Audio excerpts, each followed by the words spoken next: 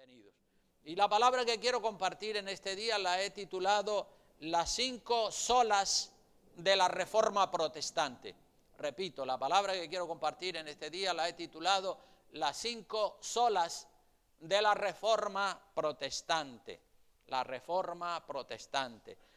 Martín Lutero fue el principal impulsor de la Reforma Protestante. Ustedes saben que a comienzos del siglo XVI se inició la Reforma Protestante, ¿verdad? La Reforma Protestante fue un movimiento de hombres de Dios que no estaban de acuerdo con las falsas doctrinas que se enseñaban en la Iglesia Católica Romana.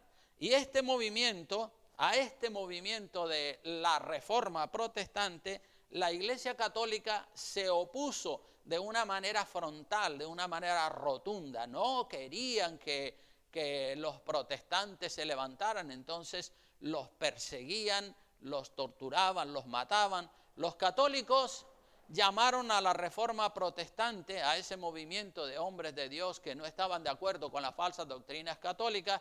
Los católicos, como digo, llamaron a ese movimiento los protestantes, le llamaron los herejes. Protestantes, herejes, era un término despectivo. Hereje quiere decir que teníamos falsas doctrinas, según la teología de la Iglesia Católica.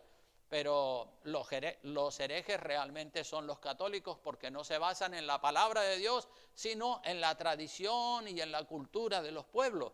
Pero ellos nos llamaban, en el siglo XVI, ya nos llamaban a nosotros los protestantes, los herejes. Para los católicos, en esa época, los que abandonaban la doctrina católica eran llamados herejes, falsos cristianos, decían que eran malísimos, que no creían en Dios, que no creían en la Virgen y un montón de disparates. Protestantes, herejes, un término despectivo. La Iglesia Católica se levantó porque tenía el poder político también. Se levantaron y comenzaron a perseguir a los cristianos, a los herejes, decían ellos, y a los protestantes. Los mataban, los quemaban vivos en las hogueras. Eso se llamó la Santa Inquisición y eso fue una carnicería tremenda que la Iglesia Católica hizo persiguiendo a los llamados, según ellos, protestantes, porque protestaban contra las falsas doctrinas de la Iglesia Católica. Y los 5 siglos que han pasado desde la Reforma Protestante hasta nuestros días, poco a poco han ido suavizando las cosas y suavizando las relaciones entre los católicos y los protestantes. Ya no nos persiguen como nos perseguían antiguamente, y ahora ya no nos llaman herejes y protestantes. Ya los católicos no llaman a los de la Reforma Protestante, que son los evangélicos, ya no le llaman herejes protestantes. Ahora se han dado cuenta, los católicos se han dado cuenta que los reformadores del siglo XVI, Martín Lutero y los demás, tenían razón de protestar contra las falsas doctrinas católicas, pero el catolicismo sigue manteniendo la gran mayoría de las falsas doctrinas católico-romanas. Ahora los católicos llaman a los de la Reforma Protestante, que es donde están encuadrados todos los evangélicos, ahora nos llaman los hermanos separados.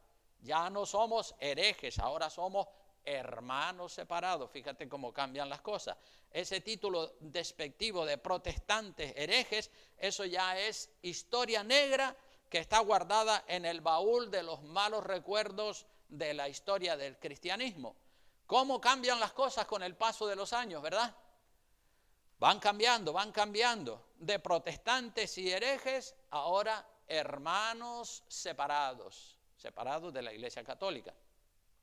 Incluso la Iglesia Católica Romana ahora busca tener buenas relaciones con los evangélicos, con los de la Reforma Protestante.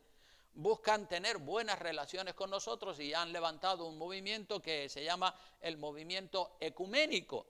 Y lo que pretenden los católicos con el movimiento ecuménico es aglutinarnos todos, que volvamos otra vez a confraternizar y a tener buenas relaciones con la Iglesia Católica Romana, que nos juntemos con ellos, pero ellos no han renunciado a las falsas doctrinas que ellos tienen.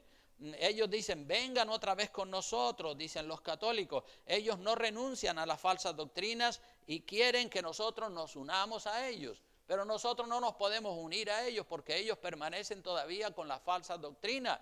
En todo caso, si ellos quieren unidad, que se unan ellos a nosotros, renunciando ellos a sus falsas doctrinas. Pero nosotros no podemos volver para atrás y volver otra vez al catolicismo romano, a adorar los ídolos y a ofrecer misas por los muertos y todo ese tipo de falsas doctrinas, las indulgencias y tantas otras cosas que hay en la Iglesia Católica o que habían, y ahora un poco las han suavizado y las han un poco arreglado un poquito para que sean más aceptables.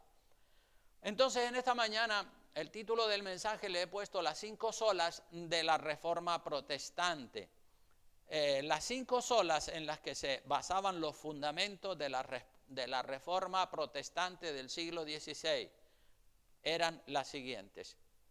La primera sola era sola Escritura.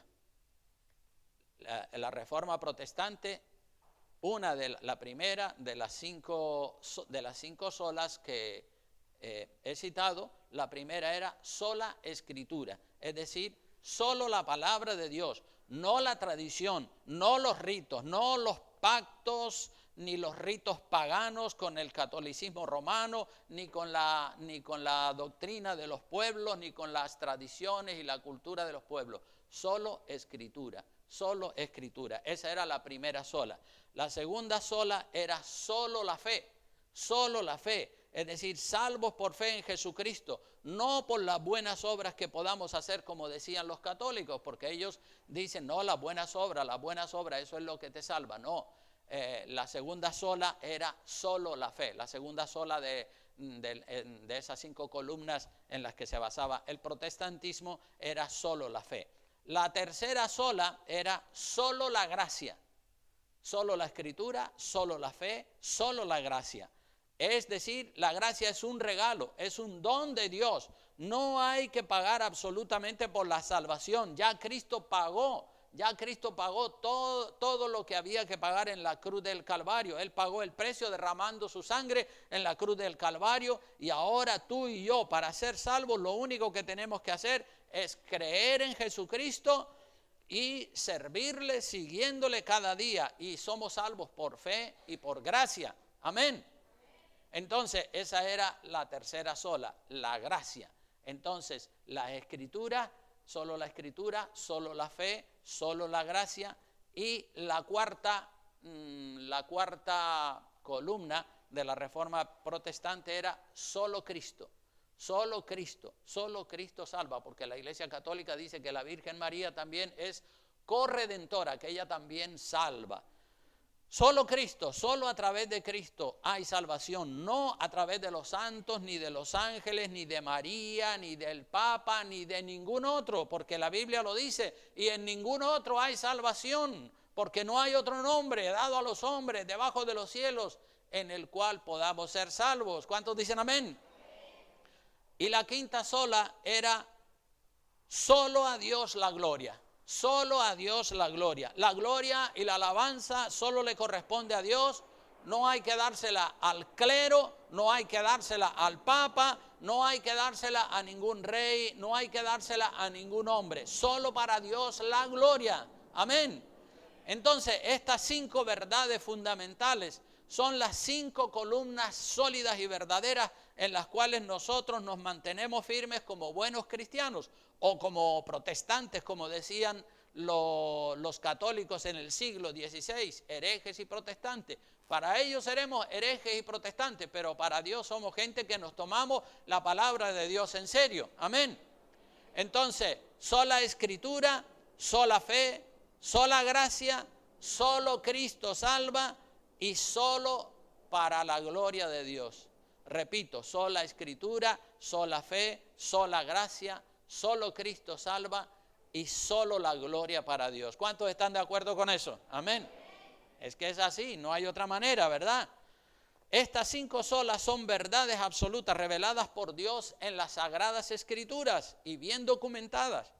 Entre el cristianismo católico romano y el cristianismo evangélico o protestante, como dicen ellos, existe una doctrina muy importante que nos diferencia de ellos, aparte de estas 5 que hemos dicho. Existe una doctrina muy importante acerca de la salvación del alma.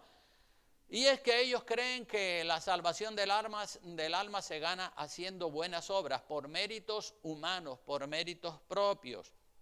Los católicos dicen que la salvación se consigue haciendo buenas obras de caridad a favor de la gente pobre y a favor de los necesitados.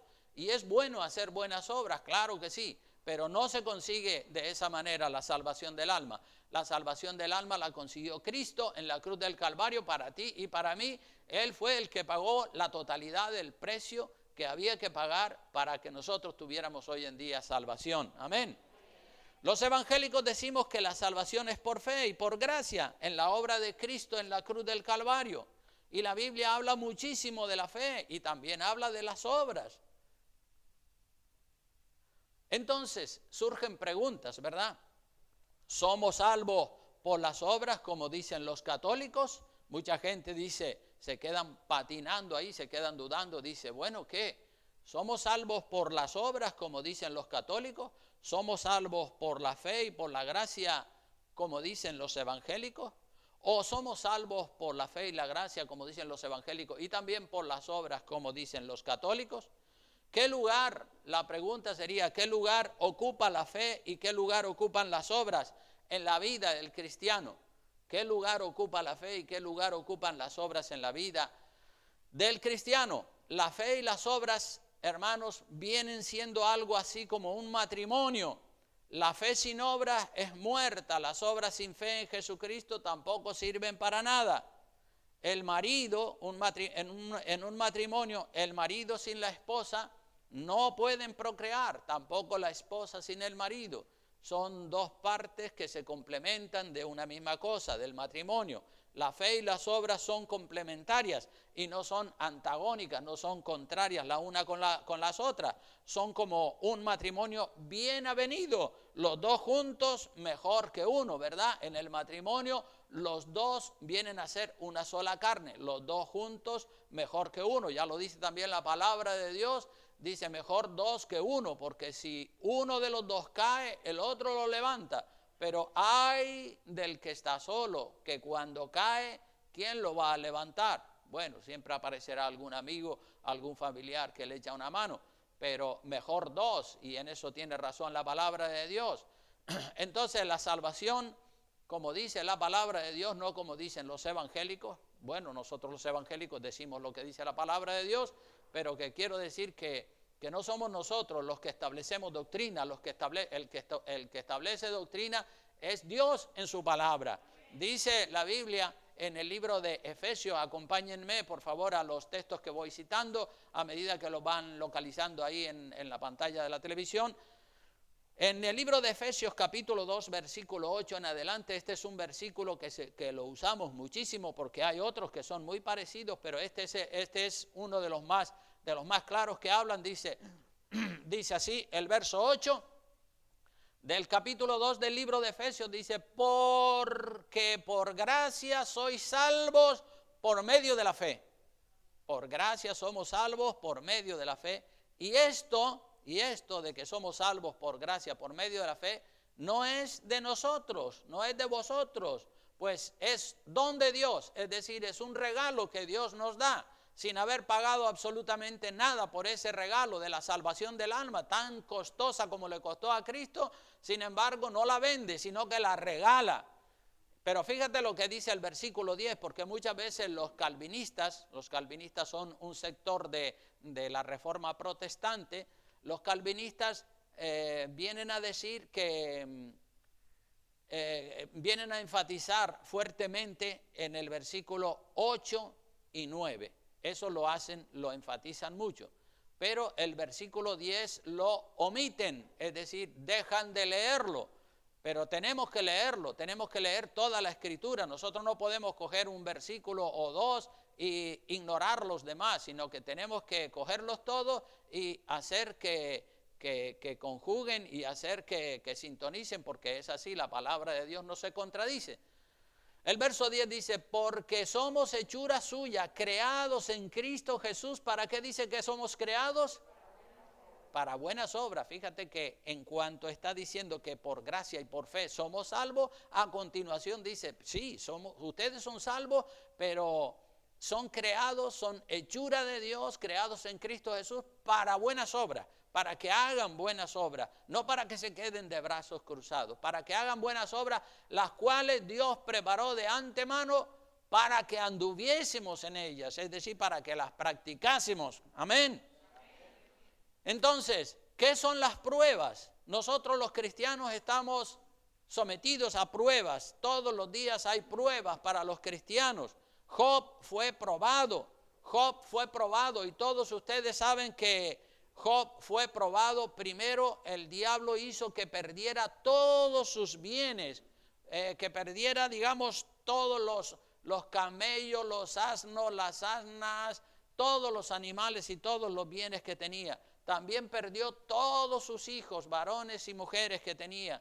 Los perdió todos, otra prueba tremenda. También Job perdió su salud, después de haber perdido todas sus posesiones y todos sus hijos y todas sus hijas, también perdió su salud. Esta fue una prueba muy dura también para Job, perder la salud y estar ahí lleno de esa llaga, de esa lepra maligna. Y por último también Job perdió la estima de su esposa, porque su esposa le dijo cuando ya lo vio que arruinado total y enfermo completamente, le dijo, anda hombre, maldice a Dios y muérete ya de una vez. Entonces perdió todo, absolutamente todo, pero no perdió su fe. Job, a pesar de ser probado, no perdió su fe en Dios. Y tú y yo tenemos que ser probados. Nosotros vamos a ser probados. Job fue probado. La prueba de fe te va a venir a ti, me va a venir a mí. Abraham, el que llamamos padre de la fe, también fue probado. Dios le dijo a Abraham que le sacrificara a su hijo Isaac. Y aunque no llegó a sacrificarlo literalmente, sin embargo, intencionalmente, la intención era matarlo, sacrificárselo a Dios como una ofrenda, porque eso era lo que Dios le había pedido. Pero en el último segundo, en el último instante, Dios le detuvo la mano a Abraham y no sacrificó a su hijo. Pero intencionalmente, es decir, la intención era sacrificarlo, era obedecer. Y Dios conoció que Abraham era un hombre de fe, por eso se le llama el padre de la fe, a Abraham. Y todos nosotros vamos a ser probados. Todos nosotros, no nos gustan las pruebas desde el punto de vista carnal y humano, no nos gustan las pruebas, pero todos seremos probados con pruebas, con tentaciones, y si las superamos, entonces seremos salvos. Pero si no las superamos, es evidente que nos vamos a perder. Entonces tenemos que estar preparados para superar todas las pruebas que vayan a ir viniendo a nuestra vida. Algunos ya han sido probados, otros están siendo probados, otros van a ser probados. Y muchas veces Dios nos ha probado, nos prueba y nos seguirá probando, porque es así. Vamos a ver qué dice Santiago acerca de las pruebas en el capítulo 1 y versículo 12. Santiago 1:12, mira lo que dice acerca de las pruebas, y sobre esto se podría hablar largo y tendido acerca de las pruebas. Dice Santiago 1:12, dice, bienaventurado el varón que soporta la tentación, porque las tentaciones muchas veces son pruebas. Las tentaciones son pruebas también. El diablo nos tienta a que pequemos o que hagamos esto o aquello, y si caemos en tentación no superamos la prueba. Bienaventurado el varón que soporta la tentación, porque cuando haya resistido la prueba, la tentación puede ser una prueba perfectamente. Cuando haya resistido las pruebas, las tentaciones, hay que resistirlas, no hay que claudicar, no hay que seguir, dejarse llevar de la tentación, no, hay que plantarle cara a las tentaciones, sean de carácter social, sean de carácter sexual, sean de carácter económico, sean del carácter de la persona, sean de lo que quiera que sean, tenemos que resistir las tentaciones. Dice, porque cuando haya resistido la prueba, recibirá la corona de vida que Dios ha prometido. ¿A quién se la ha prometido? A los que le aman, a los que se lo toman en serio, ¿verdad? Es evidente que si los que han superado y y han vencido y han resistido las pruebas, pues tienen la corona de vida eterna, pues es obvio que aquellos que han claudicado y que se han venido abajo y que se han derrumbado y que no han vencido porque no han querido, no porque no hayan tenido fuerza, sino porque no han querido, esos evidentemente se perderán. Los apóstoles fueron probados, todos ellos fueron probados y todos los cristianos han sido probados y seremos probados para que quede claro que nuestra fe es auténtica. La fe tiene que ser probada para saber si es una fe o si es una fe muerta o si es una fe viva, porque de esto también habla el apóstol Santiago acerca de la fe. Estamos diciendo que la fe, que somos salvos por fe y por gracia, por creer en Jesucristo y por el regalo tremendo que el Señor nos da. Pero la fe sin obras, dice la Biblia, que es muerta. Vamos a ver Santiago capítulo 2, versículos 14 en adelante. Miren lo que dice. Este texto es un texto muy claro y muy importante acerca de las obras. Dice, hermanos míos, ¿de qué aprovechará si alguno dice que tiene fe y no tiene obras? ¿De qué aprovechará si dice que tiene fe y no tiene obras? Otra interrogante. ¿Podrá la fe salvarle? Son preguntas obvias, que tienen una respuesta obvia. ¿De qué aprovechará si alguno dice que tiene fe y no tiene obras? Primera pregunta. Segunda pregunta, ¿podrá la fe salvarle? Naturalmente que la respuesta es no. Y si un hermano o una hermana están desnudos y tienen necesidad del mantenimiento de cada día, y alguno de vosotros les dice, id en paz, calentaos y saciaos, pero no les dais las cosas que son necesarias para el cuerpo, ¿de qué aprovecha? Otra interrogante.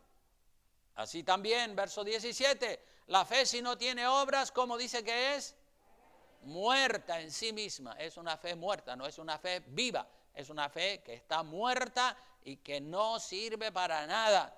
Pero alguno dirá, tú tienes fe y yo tengo obras.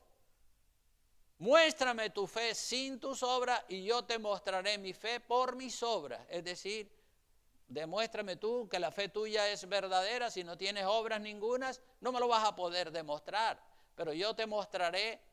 Muéstrame tu fe sin tus obras y yo te mostraré mi fe por mis obras. Yo te demuestro que tengo fe. ¿Por qué? Porque persevero en santidad, me tomo las cosas de Dios en serio y hago buenas obras. Ahí esas son las evidencias de que mi fe es genuina y verdadera. Pero aquella persona que cae en las tentaciones, aquella persona que está en vicios, en borracheras, en pecado, dice, no, yo tengo fe, yo tengo fe, yo tengo fe. Hay personas que son así, que creen que tienen fe y que con fe lo resuelven todo. ¿Y dónde están las obras, verdad? Y el verso 19 dice, tú crees que Dios es uno, bien haces, también los demonios creen y tiemblan, mas ¿quieres saber, oh hombre vano, que la fe sin obras es muerta? O sea que los demonios también creen, los demonios creen y están súper seguros de que Dios existe y que Dios es un juez justo, pero la fe que ellos tienen, el hecho de creer que Dios es un juez justo, no les sirve absolutamente para nada. Entonces, ¿cómo se puede salvar una persona que solo tiene una fe muerta sin obras? En la pregunta, ¿cómo se puede salvar una persona que solamente tiene una fe muerta, una fe que no tiene obras? ¿Sirve de algo una fe muerta? Evidentemente no. Si no hay obras con una fe muerta, la persona está perdida, como dice Santiago. Puede ser salva una persona que se convierte a Cristo en el último día de su vida, que en el último día de su vida que tiene, solamente con aceptar a Cristo por fe y recibir la salvación por gracia. Pues sí, una persona, ahí tenemos en la Biblia, tenemos el caso del ladrón. El ladrón que murió al lado del Señor Jesucristo, le dijo, Señor, acuérdate de mí cuando vengas en tu reino. Ese ladrón en el último momento de su vida creyó en Jesucristo y recibió la salvación del alma como un regalo inmerecido que Dios le dio y fue salvo. El Señor le dijo, hoy estarás conmigo en el paraíso. El Señor no rechaza a nadie. Claro que este ladrón, si se hubiese convertido 20 años, pues antes, pues seguramente no hubiera estado crucificado en la cruz de Cristo porque hubiera sido un cristiano de verdad. Estaba siendo crucificado porque era un malhechor, dice la palabra, ¿verdad? Pero cuando una persona se convierte a Cristo y tiene, después de haberse convertido a Cristo, tiene un futuro largo por delante y no hace buenas obras, pues ahí es donde está la duda. ¿Puede ser salva una persona que lleva varios años de convertida y no hace buenas obras, habiendo tenido la oportunidad de hacerlas? Esa es la pregunta. ¿Puede ser salva una persona que lleva varios años de convertida y no hace buenas obras, habiendo tenido la oportunidad de hacer buenas obras? Esta es también la pregunta que hace Santiago, el apóstol Santiago, en el versículo 14, te lo dice: hermanos míos, ¿de qué aprovechará si alguno dice que tiene fe y no tiene obras? ¿Podrá la fe salvarle? ¿Podrá la fe salvarle? Es obvio que la respuesta es claramente no. ¿Se podrá salvar solo con una fe muerta? Pues claro que no, una fe muerta no sirve para nada. Hay algunos que dicen: no, yo acepté a Cristo como mi Salvador y soy salvo, siempre soy salvo, aunque esa persona no hace nada bueno que demuestre que esa fe que tiene es genuina. Dicen: Cristo lo hizo todo, ya yo no tengo que hacer nada. Eso es decir, las personas que hablan de esa manera, que dicen que Cristo lo hizo todo, que ya él no tiene que hacer o ella no tiene que hacer nada, eso es una mentira como un castillo de grande. Recuerden lo que dijo el Señor Jesucristo sobre aquellas personas que no hicieron absolutamente nada, pero que eran creyentes y tenían fe. El Señor les dijo a ellos: apartaos de mí, malditos, al fuego eterno, porque tuve hambre y no me diste de comer, estuve desnudo, estuve sediento, enfermo, en la cárcel y no me echaste una mano, no viniste a hacerme nada. Apartaos de mí, malditos, al fuego eterno. ¿Por qué los manda al fuego eterno? Porque pudieron haber hecho buenas obras y no hicieron absolutamente nada. Entonces ven cómo las buenas obras son sumamente importantes. Yo he pensado mucho, hermanos, en el lugar que ocupan las buenas obras y el lugar que ocupa la fe y la vida del creyente, porque uno tiene que pensar y tener las cosas claras. Jesucristo, ustedes saben que Jesucristo siempre usó ilustraciones, usó ejemplos, usó parábolas para dar a conocer verdades espirituales, verdades de las cosas del cielo, que aquí en la tierra eran desconocidas. Entonces Jesucristo utilizó ejemplos, ilustraciones, parábolas para que la gente pudiera entender las cosas del cielo, y utilizó siempre cosas de la tierra para que la gente dijera: ya entiendo cómo son las cosas de arriba del cielo. Con el ejemplo que el Señor les había puesto, pues ellos entendían. Y nosotros también entendemos, porque los ejemplos son elementos básicos para que las personas puedan comprender. Yo también cuando estoy preparando un mensaje, comienzo a pensar, digo: bueno, ¿y qué ilustración y qué ejemplo puedo poner para que podamos entender, para que todos podamos tener las ideas bien claras en la cabeza? ¿Qué ejemplo puedo poner para entender el lugar que ocupan las buenas obras y el lugar que ocupa la fe y la gracia en la vida del creyente? Y después de haber orado y de haber pensado muchas cosas y de muchas ocurrencias, pues al fin encontré un ejemplo. Y creo que ese ejemplo puede ilustrar perfectamente el lugar de la fe y el lugar de la gracia frente a lo que son las buenas obras que como cristianos también estamos llamados a hacer. Entonces, ¿cómo conjugar la fe y la gracia de Cristo frente a las buenas obras que yo debo hacer como cristiano, sin que se me suba el orgullo a la cabeza, ¿verdad? Porque ya lo dice el libro de Efesios, dice bien claro que por gracia, por fe somos salvos, no por obras, y la razón por la que no es por las obras del hombre es para que el orgullo no se le suba a la cabeza, para que nadie se gloríe, dice la palabra de Dios, para que nadie tome la gloria para sí mismo, porque tomar la gloria que le corresponde a Dios, esa es una de la columna de las 5 solas de la fe protestante. No podemos tomar la gloria para nosotros. No es que yo hice, yo fui, yo oré, yo. No somos nosotros, es Dios. Solo la gloria para Dios, ¿verdad? Entonces, el ejemplo que nos puede servir perfectamente para ilustrar el lugar de la fe y de la gracia frente a las buenas obras es este arbolito que ustedes habrán estado preguntando, ¿y para qué puso ese arbolito ahí el pastor? Pues verán que aquí dice salvación, ¿verdad? Este arbolito es un aguacate y es jovencito, lleva poco tiempo de plantado, pero está vivo, ¿sí? Y solo hay que echarle agua y cuidarlo. Pues este arbolito es el ejemplo que yo quiero utilizar para representar lo que es la salvación del alma. La salvación del alma. El arbolito representa la salvación del alma y la vida eterna con Dios en el reino de los cielos.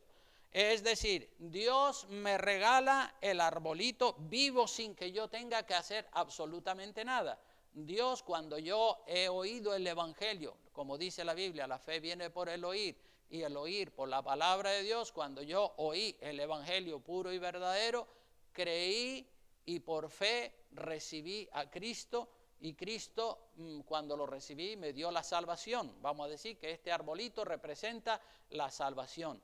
Cristo me dio la salvación. Yo no tuve que pagar ni un solo euro por mi salvación. Cristo lo pagó todo. El arbolito está vivo, está lleno de vida, y nadie puede decir que el arbolito, es decir, que mi salvación yo me la merecía. Yo no me lo merecía, Él me lo regaló. Tú no te lo merecías, Él te regaló la salvación. Es como que el Señor te dice, esta es la salvación. Este arbolito representa tu salvación. Hasta ese punto no hay evidencia humana o no hay ninguna obra humana. Todo es obra de Dios. Hasta ese punto es obra de Dios todo. Es decir, hasta el punto en el que yo le entrego mi vida a Cristo y recibo la salvación de mi alma, Él me regala la salvación. Él me dice, tómala, ahí la tienes. Ese arbolito representa la salvación de mi alma. Cristo me lo ha dado gratis, yo no he pagado un solo euro, pero Él me lo da gratis. Cristo hizo una obra perfecta en la cruz del Calvario y Él la completó cuando Él dijo, consumado es, terminado está. O sea que ya Cristo lo hizo absolutamente todo. Entonces toda persona que quiera ser salvo solo tiene que recibir el don de Dios, la salvación de Dios, la gracia de Dios. Por fe recibe ese regalo precioso y es salvo.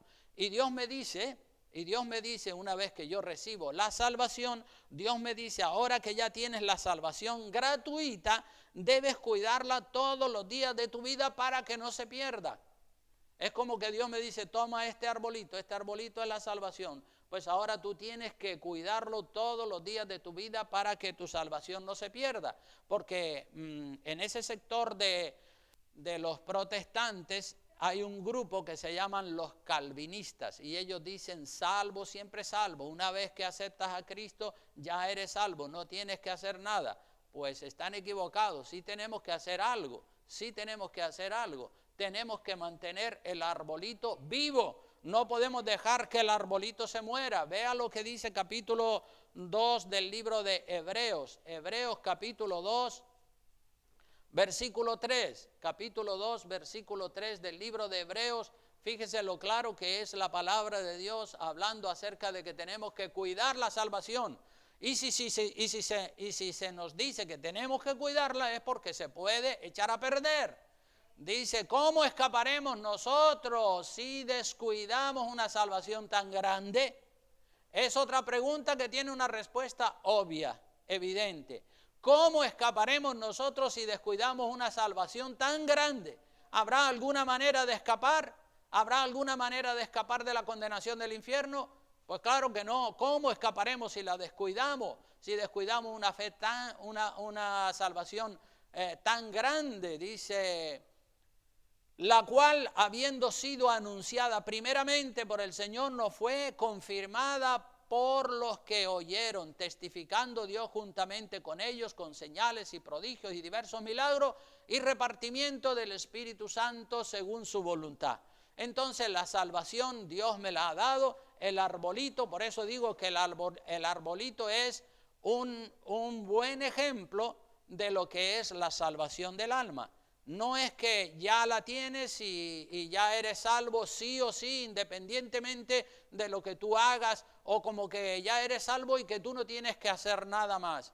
No, sí tenemos que hacer algo más, no para añadirle nada a la obra de Cristo, porque la obra de Cristo es perfecta. El arbolito el Señor me lo ha dado vivo, no me ha dado un arbolito muerto, el Señor me ha dado un arbolito que está vivo. Yo tengo que cuidar mi salvación, yo tengo que cuidar el arbolito, lo tengo que regar, lo tengo que abonar, lo tengo que podar, lo tengo que limpiar, lo tengo que cuidar y proteger de las bestias, para que no, de los animales, para que no se lo coman, lo tengo que proteger del viento y de toda inclemencia que pueda venir o que pueda dañar el arbolito. Entonces, mi salvación es como un arbolito, mi salvación es como un arbolito vivo que el Señor me ha dado y me ha hecho responsable a mí de cuidarlo, de regarlo, de abonarlo, de podarlo, de limpiarlo, de protegerlo y de mantenerlo vivo hasta que me toque partir para la eternidad. ¿Cuántos dicen amén?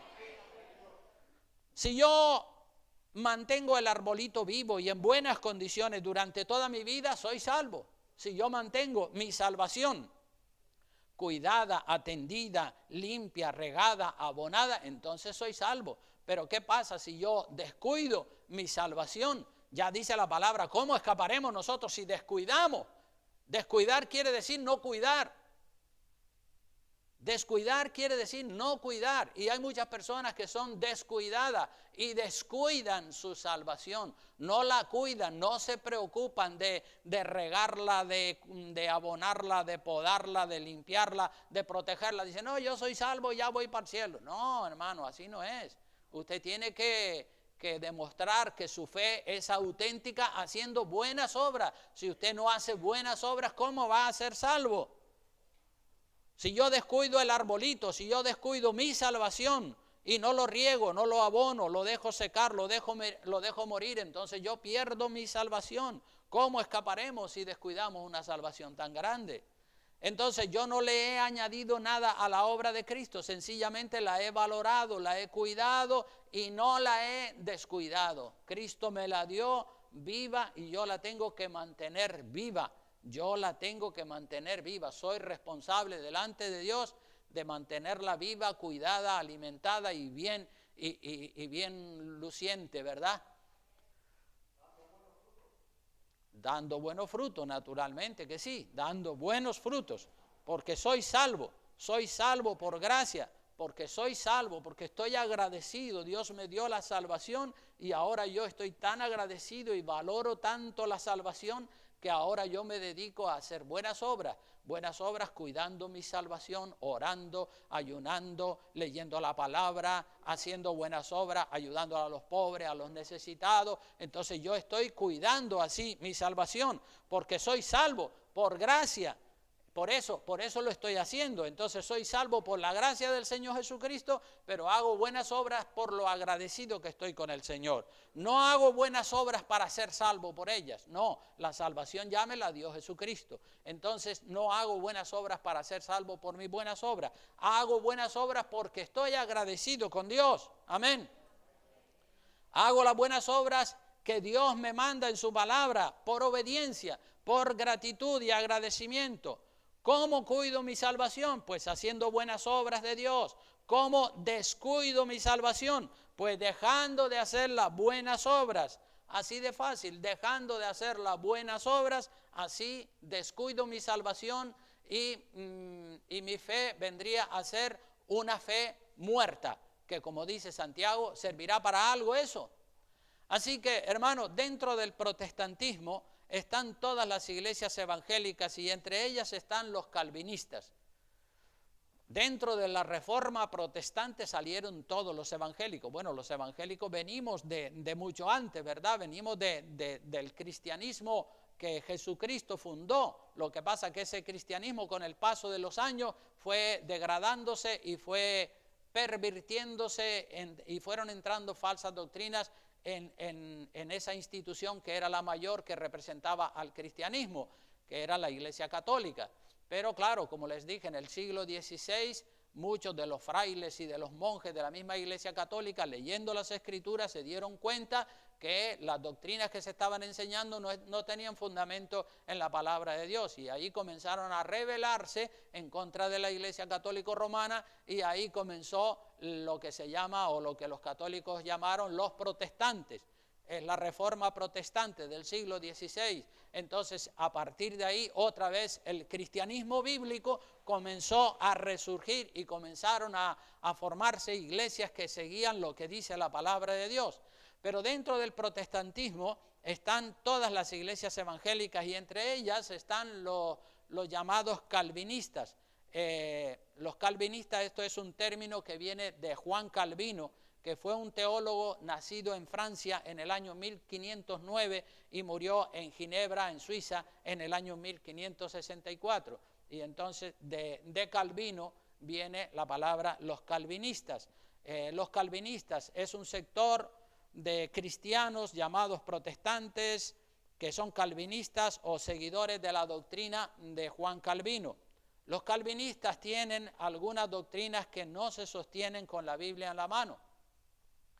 Los calvinistas tienen algunas doctrinas que no se sostienen con la Biblia en la mano. Dicen, por ejemplo, que la gracia de Dios es irresistible. Yo he escuchado a algunos predicadores calvinistas en internet, en sus predicaciones, y una de las frases que ellos utilizan mucho es la gracia irresistible. La gracia irresistible de Dios. Es decir, con eso quieren decir que la gracia de Dios no puede ser resistida. Y eso es una mentira como un castillo de grande. Eso es una mentira burda. Eso es lo más antibíblico que hay.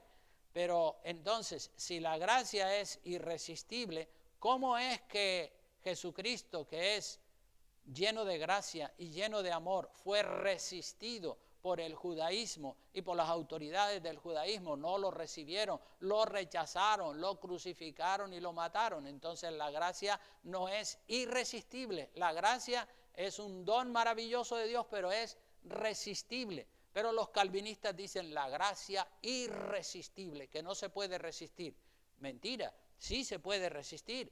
Y eso lo vemos en el mundo cuando usted sale a predicar la palabra de Dios y hablándole de la gracia de Dios, de que sean salvos por fe y por gracia, y resisten, miles de personas, millones de personas en el mundo resisten. El judaísmo resistió la gracia de Dios, y hay un texto que a mí me lo demuestra claramente. Vamos al libro de los Hechos, capítulo 7, para que vean cómo la gracia es resistible, no es irresistible, como dicen los calvinistas. En el verso 51 del capítulo 7 del libro de los Hechos de los Apóstoles, ahí vemos que el mismo Esteban demuestra que la gracia de Dios, que es tan buena, que es tan maravillosa, que es tan hermosa, es resistible, no irresistible como dicen los calvinistas modernos. Dice Esteban, quien fuera el mártir de la iglesia primitiva, a Esteban lo cogieron y el concilio lo tenían ya para condenarlo porque estaba siendo usado por Dios de una manera extraordinaria. Y Esteban en el capítulo 7 comienza antes de que lo apedreen, porque murió apedreado, antes de que lo apedrearan le dieron la oportunidad de que Esteban hablara, y Esteban soltó un discurso del número 1, que si usted lo quiere leer entero, está en el capítulo 7 del libro de Hechos de los Apóstoles, que no lo vamos a leer ahora, pero sí vamos a ver una de las conclusiones de lo que Esteban le dice a los judíos, después de haberles hablado de la gracia de Dios, del amor de Dios, de que Dios había mandado profetas al pueblo de Israel y que vino hasta el mismo Hijo de Dios y dio su vida en la cruz del Calvario. Miren lo que Esteban les dice a los judíos que lo están juzgando. Dice en el verso 51, dice: duros de cerviz, ustedes son duros de cerviz, duros de aquí, de cabeza, duros de cerviz, incircuncisos de corazón y de oídos, no están circuncidados, ustedes tienen el corazón cerrado. Dice: vosotros, ¿qué le dice Esteban? Vosotros resistís siempre, ¿a quién? El Espíritu Santo, la gracia de Dios. como vuestros padres, así también vosotros. Es decir, lo mismo que hicieron los padres de ustedes, eso es lo mismo que están haciendo ustedes. Resisten al Espíritu Santo, resisten la gracia de Dios, resisten el amor de Dios. Entonces, cuando un calvinista dice que la gracia de Dios es irresistible, que no se puede resistir, eso parece muy bonito, pero eso es una mentira. La gracia de Dios puede ser resistida, por supuesto que sí. Puedo resistir yo como hombre y usted como hombre y como mujer. Usted puede resistir la gracia, el amor de Dios, y también puede resistir al diablo. Como dice la palabra, someteos a Dios, resistid al diablo y de vosotros huirá. Y así como hay personas que como cristianos resistimos al diablo y el diablo huye de nosotros, hay también personas que no aman a Dios y resisten la gracia de Dios. Y usted le predica y le habla del amor y de la gracia de Dios y dice, no, yo tengo mi religión, yo tengo mi manera de ser, a mí nadie me va a cambiar. Entonces, la gracia es resistible, no es irresistible como dicen los calvinistas. Es el libre albedrío que Dios nos ha dado. Usted puede utilizar el libre albedrío que Dios nos ha dado para bien o para mal, para resistir a Dios o para recibir a Dios, para resistir al diablo o para recibir al diablo y el mundo. Lo podemos usar para una cosa y lo podemos usar para otra. Otra declaración de los calvinistas que dicen los calvinistas es que el hombre está muerto en sus pecados y que es depravado totalmente. Que el hombre está muerto en sus delitos y pecados y que está depravado totalmente. Eso es cierto, eso es verdad, pero eso lo dicen los calvinistas para anular el libre albedrío del ser humano. Eso lo dicen para anular el libre albedrío del ser humano, como que nosotros no tenemos capacidad ni conciencia para nada, que estábamos muertos y que si Dios no obra, pues íbamos a seguir estando muertos y que la decisión y todo es de Dios. Cuando la Biblia nos dice que la decisión es nuestra, ¿verdad? Si nosotros vemos el libro de Romanos capítulo 1, versículo 19, vean lo que dice, aunque estemos muertos, es verdad que estamos muertos totalmente en nuestros delitos y pecados, cierto que sí, claro que sí, nadie niega eso, pero eso no quiere decir que no tenemos una conciencia, eso no quiere decir que no tenemos las evidencias de que Dios existe. Vea lo que dice Romanos. Bueno, todo el capítulo 1 del libro de Romanos habla acerca de que el ser humano tiene una conciencia, aunque esté muerto en sus delitos y pecados, tiene una conciencia que está viva.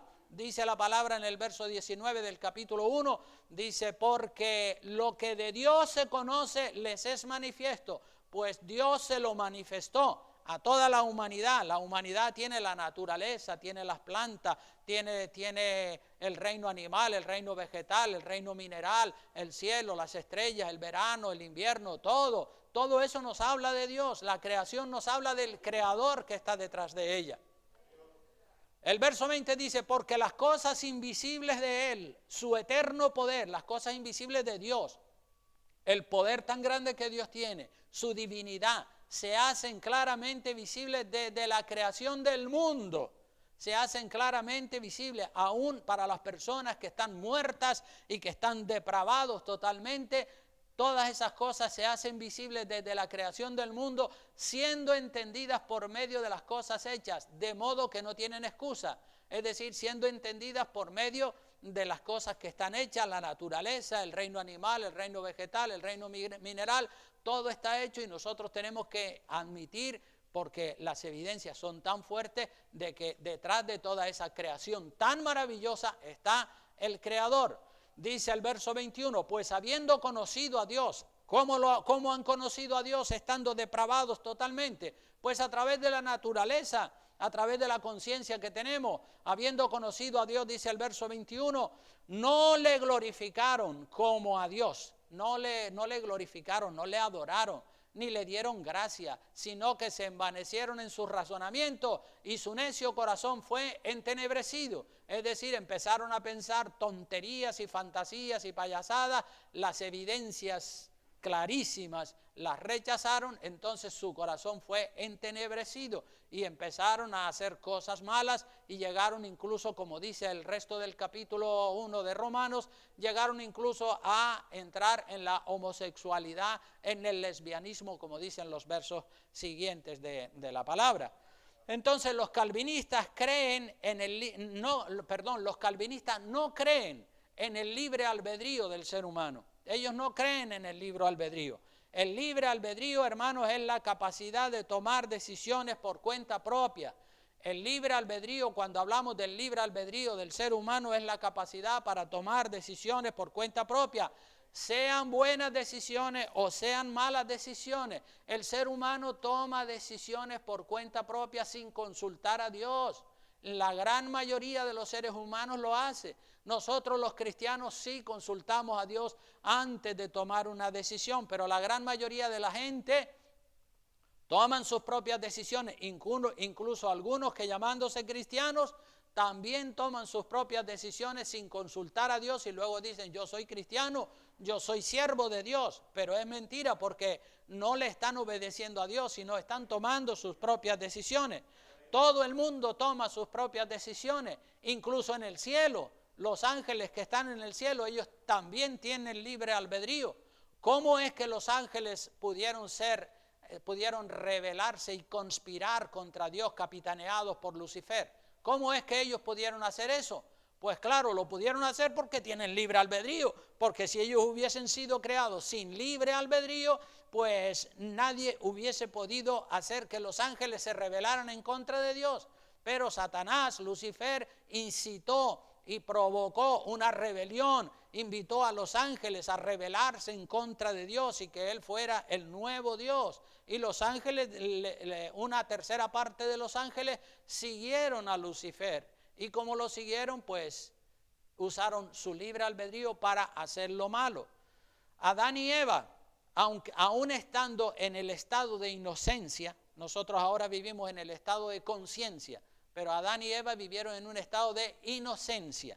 Y aún estando en el estado de inocencia, Adán y Eva tenían el libre albedrío. Es decir, tenían la capacidad para tomar decisiones buenas o malas. Dios le había dicho, no coman de ese árbol, no coman del árbol,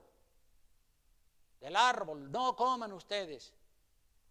Pero viene Satanás, el árbol del conocimiento del bien y del mal, dice, con que Dios les ha dicho eso, mira tú qué cosas, Dios lo que pasa es que quiere tenerlos a ustedes como esclavos, no sean bobos, coman, verán ustedes que cuando coman van a ser igual que Dios. Entonces, si Adán y Eva no hubiesen tenido libre albedrío, no hubiesen podido tomar esa mala decisión. ¿Por qué tomaron esa mala decisión? Porque eran creados libres, podían tomar una buena decisión o podían tomar una mala decisión. El libre albedrío es la capacidad de tomar decisiones por cuenta propia, buenas o malas. Nadie puede decir cuando esté arriba en la presencia de Dios, yo no sabía. No, tú sí sabías, tenías testimonio de sobra, te predicaron el evangelio. Aparte de eso tenías la naturaleza, la creación, el invierno, el verano, todo, pero no quisiste servir a Dios. Todos esos falsos conceptos son mantenidos por los calvinistas para poder defender la falsa idea de salvo, siempre salvo. Porque eso es lo que dicen los calvinistas, salvo, siempre salvo. Una vez que Dios te da este regalo, ya tú eres salvo y ya no tienes que hacer nada más, eres siempre salvo. Sí, eres siempre salvo con la condición de que mantengas el arbolito con vida, con la condición de que mantengas tu salvación, que la cuides, que la riegues, que la limpies, que la atiendas bien. Pero ellos dicen salvo, siempre salvo. Y también la predestinación del grupo de los elegidos, como si Dios no le importara el resto de la humanidad, porque ellos hablan mucho de la predestinación y de los elegidos, que para ellos son un grupo de personas que Dios eligió y esos sí o sí van a ir para el reino de los cielos. A Dios, hermanos, a Dios le importa el 100% de la humanidad. A Dios le importa el 100% de la humanidad, sean cristianos o no sean cristianos. Dios quiere que todos, Dios quiere que el 100% de la humanidad se salven. Pero ¿se salva el 100% de la humanidad? Pues no, claro, se salvará una parte de la humanidad, los que se han tomado las cosas de Dios en serio. Pero Dios quiere que todos se salven. Dios quiere, y esto lo dice 2 de Pedro capítulo 3. Acompáñeme, por favor, ya voy concluyendo. 2 de Pedro capítulo 3, vea lo que dice la Escritura. 2 de Pedro capítulo 3, versículo 1 al 4. Dice allí la palabra de Dios. No, perdón, es Primera de Pedro, me equivoqué, lo siento, disculpe. Sí, estaba. 2 de Pedro 3:9. 2 de Pedro 3:9 dice: el Señor no retarda su promesa. El Señor no retarda su promesa. Según algunos la tienen por tardanza. El Señor va a venir cuando se cumpla el tiempo de Dios.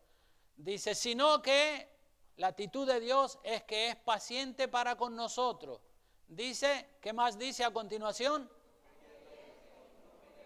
No queriendo que ninguno perezca. ¿Quiere Dios que alguna persona se vaya para el infierno? No, claro que no. Dios no quiere. Dios no quiere que nadie se vaya para el infierno. Dios quiere que todos salvan, no queriendo que ninguno perezca, sino que todos procedan ¿a qué cosa? Al arrepentimiento. Porque sin arrepentimiento no hay salvación. No por venir a la iglesia eres salvo, no, tienes que estar arrepentido de tus pecados. Dios quiere que todos procedan al arrepentimiento y digan, Señor, perdóname haber sido indiferente, Señor, perdóname haber estado aplazando para más adelante. Sí, yo creo en ti, pero de momento no te puedo servir, ya lo haré cuando esté un poco más entrado en años. Señor, espera. Bueno, dice que Dios no quiere que ninguno perezca, sino que todos procedan al arrepentimiento. Si la persona conoce del Señor y no se arrepiente inmediatamente, pues está poniendo en riesgo la salvación de su alma. Si se muere, si le da un infarto de miocardio o lo atropella un coche por ahí y muere instantáneamente, se va para el infierno directamente, porque no está arrepentido y ha conocido el Evangelio y no ha tomado la decisión de servirle al Señor. Y otro pasaje que también nos dice que Dios no quiere que nadie se vaya para el infierno es Primera de Timoteo capítulo 2 versículo 1 al 4. Primera de Timoteo capítulo 2 versículo 1 al 4 dice, exhorto ante todo a que se hagan rogativas y oraciones y peticiones y acciones de gracia por todos los hombres, que Dios quiere que estemos orando. Dice, por los reyes y por todos los que están en eminencia, es decir, ejerciendo autoridad, para que vivan quieta y reposadamente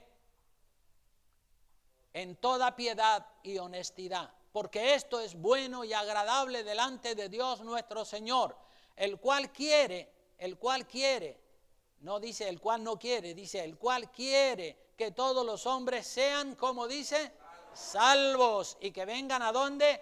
Al conocimiento de la verdad. Dios quiere que todos los hombres, todos, no solamente una parte, como dicen los calvinistas, estos son salvos y los demás pues están destinados a condenación. Dios no destina a nadie a condenación. Dios en todo caso nos destina a salvación, no a condenación. Dios quiere que todos los hombres se salven. Es el hombre el que haciendo uso de su libre albedrío coge el mal camino.